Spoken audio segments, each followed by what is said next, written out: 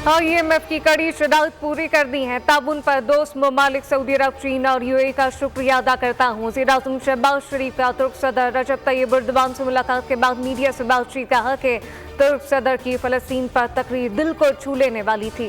तुर्क सदर का जल्द दौरा पाकिस्तान के अज़म का इजहार। वज़ीर-ए-आज़म शहबाज शरीफ का SDG मूवमेंट मोबासे में इज़हार ख्याल कहा कि 9/11 के बाद दहशतगर्दी हमारी सरहद पर पहुंची।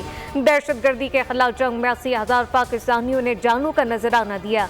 हम कर्ज की अदायगी के लिए माशी मदद मांगने पर मजबूर हैं। मैं इसे डेट ट्रैप करार देता हूं जिसमें तरक्की पजीर माशरे की मदद नहीं की जा रही। आलमी मालियाती फंड के एग्जीक्यूटिव बोर्ड का इजलास आज वाशिंगटन में होगा। पाकिस्तान के लिए $7 अरब के कर्ज प्रोग्राम की मंजूरी दी जाएगी। पाकिस्तान के लिए IMF का नया बेल आउट पैकेज 37 माह पर मुहित होगा। मंजूरी से पाकिस्तान को दीगर आलमी इदारों ममालिक से भी फंड्स मिलेंगे। लाहौर हाई कोर्ट में प्रैक्टिस एंड प्रोसीजर ऑर्डिनेंस कलअदम करार देने के लिए दरखास्त समाअत। अदालत ने दरखास्त के काबिल समाअत होने या ना होने से मुतालिक फैसला महफूज कर लिया। दूसरी जानिब लाहौर हाई कोर्ट में नए चीफ जस्टिस पाकिस्तान की तकर्री का नोटिफिकेशन जल्द जारी करने की दरखास्त। जस्टिस आबिद हुसैन छट्टा ने केस की समाअत से माजरत कर ली। अदालत ने दरखास्त मजीद समाअत के लिए चीफ जस्टिस को वापस भिजवा दी।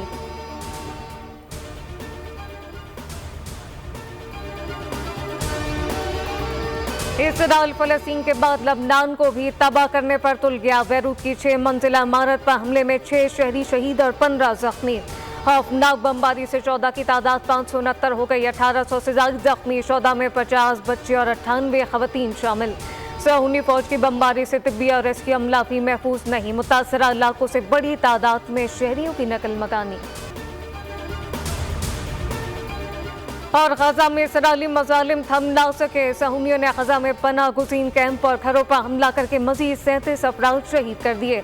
नसरात पनाह गुज़ीन कैंप पर बमबारी से 12 अफराद शहीद, मुतादिद जख्मी। रफ़ा में घर पर इसराइली फ़िज़ाई हमले में एक ही ख़ानदान के 5 अफराद शहीद। बस 1014 फ़लस्तीनी शहीद। कई घर मलबे का ढेर बन गए। 7 अक्टूबर से अब तक गजा में शुहदा की मजमूई तादाद 41,500 के करीब पहुँच गई।